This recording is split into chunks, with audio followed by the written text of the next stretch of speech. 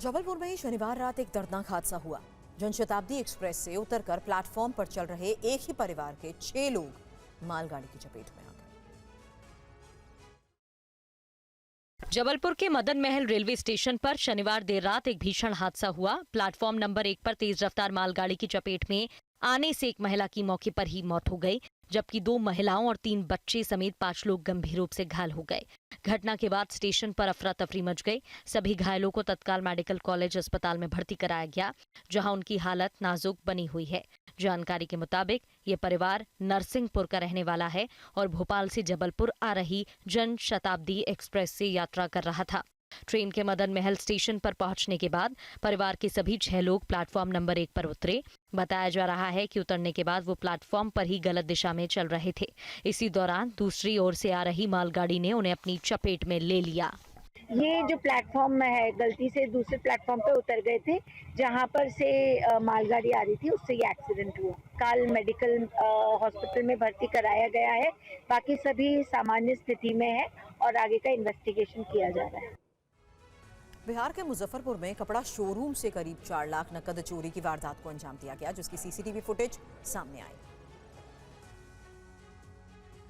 बेखौफ शातिर चोरों ने मुजफ्फरपुर में कपड़े की दुकान को निशाना बनाया। 6 की संख्या में आए चोरों ने दुकान का शटर उखाड़कर गल्ले को तोड़कर 3,77,300 रुपए की चोरी की। चोरी की घटना दुकान में लगे सीसीटीवी कैमरे में रिकॉर्ड हो गई। पुलिस का कहना है कि सीसीटीवी कैमरे में रिकॉर्ड बदमाशों की तलाश की जा रही है।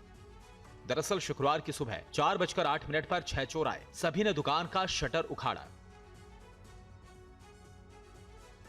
और उसके बाद एक शातिर अंदर गया। उसने गल्ले को क्षतिग्रस्त कर रुपए को झोले में भर लिया। सीसीटीवी कैमरे में साफ नजर आ रहा है कि 6 की संख्या में चोर आए। सभी के चेहरे ढके हुए थे। पहले ये आसपास घूमा फिरा है और उसके बाद घूम फिर के जब जैसे जैसे लोग यहाँ से इंटर कर रहे थे तो भाग जा रहे थे इधर उधर। रेकी किया है। रेकी करके उसके बाद यहाँ से शटर ओपन उनार के ऊपर और उसके बाद उसमें से अंदर इंटर करके गल्ले के पास आके और पैसा निकाल लिया। कितने लोग? मुंबई पुलिस ने एक शातिर चोर को पकड़ा, जिसके पास से कई लाख की बाइक्स जब्त की गई।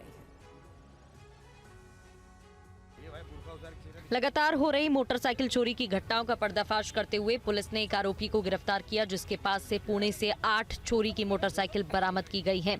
14 नवंबर 2025 को वसई पूर्व में प्लेटफॉर्म नंबर 7 के पास आदित्य होटल के सामने एक युवक की हीरो स्प्लेंडर मोटरसाइकिल चोरी हो गई थी, जिसकी शिकायत माणिकपुर पुलिस स्टेशन में दर्ज कराई गई थी। माणिकपुर क्राइम ब्रांच की टीम ने वसई से लेकर मुरबाद, ठाणे और दादर तक 600 से ज्यादा सीसीटीवी फुटेज खंगाले, जिसके बाद पुलिस ने चोर की पहचान अविराज सुनील गायकवाड़ के रूप में की। पूछताछ में अभियुक्त ने कई वारदात की बात कबूली है। आरोपी की निशानदेही पर ओतुर जिले पुणे से 7 स्प्लेंडर मोटरसाइकिलें, एक रॉयल एनफील्ड बुलेट बरामद की गई है। सीसीटीवी फॉलो करते समय उसका स्टडी किया। उसके बाद इसमें एक सुनील गायकवाड़ इस नाम के आदमी का पता चला। प्रतापगढ़ जंक्शन पर खड़ी काशी विश्वनाथ एक्सप्रेस ट्रेन की बोगी की छत पर एक युवक चढ़ गया। युवक काफी देर तक हाई वोल्टेज ड्रामा करता रहा और जीआरपीएफ और आरपीएफ के जवानों ने किसी तरह उसकी जान बचाई। यूपी के प्रतापगढ़ जंक्शन पर उस समय हड़कंप मच गया जब एक युवक ने ट्रेन की छत पर चढ़कर हाई वोल्टेज ड्रामा करना शुरू कर दिया। काशी विश्वनाथ एक्सप्रेस पर एक युवक अचानक चलती ट्रेन की छत पर चढ़ गया। हाई वोल्टेज तारों के नीचे ट्रेन की छत पर करीब 40 मिनट तक युवक का खुला छत पर ड्रामा चलता रहा। स्टेशन पर मौजूद लोगों में अफरा तफरी मच गई। यात्रियों, स्थानीय लोगों और रेलवे अधिकारियों के लिए चिंता का सबब बन गया। रेलवे कंट्रोल रूम की तत्परता और बिजली आपूर्ति बंद किए जाने से एक बड़े हादसे को टाल दिया गया और युवक की जान बच गई। घटना की जानकारी मिलते ही जीआरपीएफ और आरपीएफ के जवानों ने पहले लाइट काटी, उसके बाद छत पर भाग रहे युवक को पकड़ा। इस दौरान युवक काबू में नहीं आ रहा था। जवानों को इस युवक पर काबू पाने के लिए काफी मशक्कत करनी पड़ी। इस दौरान नया माल गोदाम क्रॉसिंग से लेकर प्लेटफॉर्म नंबर 1 तक अफरा तफरी मची रही। तमाशबीन लोगों की भीड़ जमा हो गई। काशी विश्वनाथ एक्सप्रेस वाराणसी से दिल्ली जा रही थी। प्लेटफॉर्म नंबर पर रुकने के लिए धीमी हुई थी। इसी बीच एक युवक बोगी की छत पर चढ़कर हंगामा करने लगा। भारतीय क्रिकेटर स्मृति मंधाना ने कहा कि म्यूजिक कंपोजर पलाश मुछल के साथ उनकी शादी अब टूट गई है। रिश्ता जो पिछले कई हफ्तों से सुर्खियों में था, अचानक खत्म हो गया। भारतीय महिला क्रिकेट टीम की उपकप्तान स्मृति मंधाना की म्यूजिक कंपोजर पलाश मुछल के साथ शादी टूट गई है। बता दें कि बीते महीने 23 नवंबर को दोनों शादी के बंधन में बंधने वाले थे, लेकिन अचानक स्मृति के पिता की तबीयत खराब हो गई थी। इसके बाद पलाश मुछल की भी अस्पताल में भर्ती होने की खबर सामने आई थी। स्मृति मंधाना ने अब एक ऑफिशियल बयान जारी किया है, जिसमें उन्होंने बताया है कि उनकी और पलाश की शादी टूट गई है। भारतीय क्रिकेटर स्मृति मंधाना ने इंस्टाग्राम पर ऑफिशियली बयान जारी करते हुए कहा, पिछले कुछ हफ्तों में मेरे जीवन को लेकर काफी अटकलें लगाई जा रही हैं और मुझे लगता है कि इस समय मेरे लिए खुलकर बोलना जरूरी है।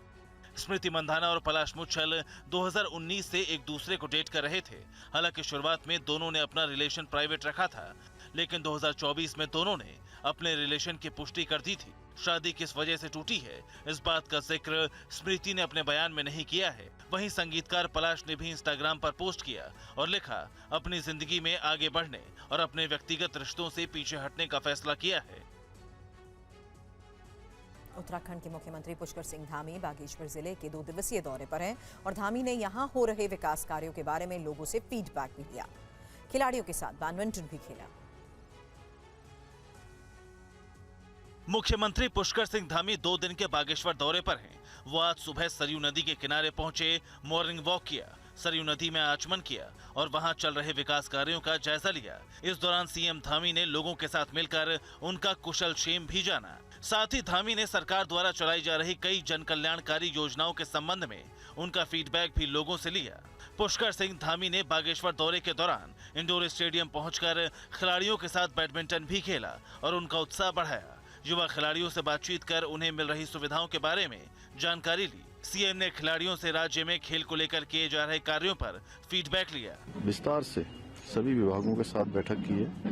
जल्दी इस दिशा में हम कार्य योजना को धरातल पर उतारने के लिए भी पूरी तरह से काम करेंगे, जिससे कि इस क्षेत्र के हर एक नौजवान को रोजगार मिले, हमारी जो मातृशक्ति है उनको हर क्षेत्र में आगे बढ़ने का अवसर मिले, यहाँ का समग्र विकास हो। भारत में इकोनॉमिक ग्रोथ के साथ लोगों की आय में भी खासी वृद्धि हुई है और लोगों का रुझान अब लग्जरी घरों की ओर बढ़ा है। एक रिपोर्ट के मुताबिक 1 करोड़ और उससे ज्यादा कीमत वाले घरों की मांग सस्ते मकानों के मुकाबले ज्यादा बढ़ी है। देखिए ये रिपोर्ट। भारत के हाउसिंग बाजार में पिछले 10 साल से बड़ा बदलाव आया है। होम बायर अब लोकेशन, बिल्डर की विश्वसनीयता और भविष्य में घर की कीमत में वृद्धि को ध्यान में रखकर घर खरीद रहा है।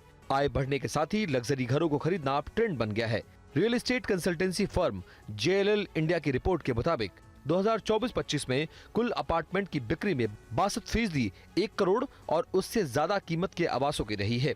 2023-24 में इनकी संख्या 52% थी, जबकि 1 करोड़ से नीचे कीमत वाले आवासों की बिक्री में 30% की गिरावट रही। प्रीमियम सेगमेंट में 1.5 करोड़ से लेकर 3 करोड़ कैटेगरी के आवासों की मांग सबसे ज्यादा 10% बढ़ी। प्रीमियम सेगमेंट की कुल बिक्री का 60% बेंगलुरु, मुंबई, पुणे में रही।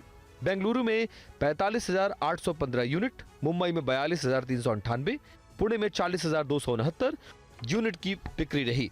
देश के 2025 के शुरुआती 9 महीनों में शीर्ष 7 शहरों में 2,02,756 प्रीमियम यूनिट की बिक्री रही।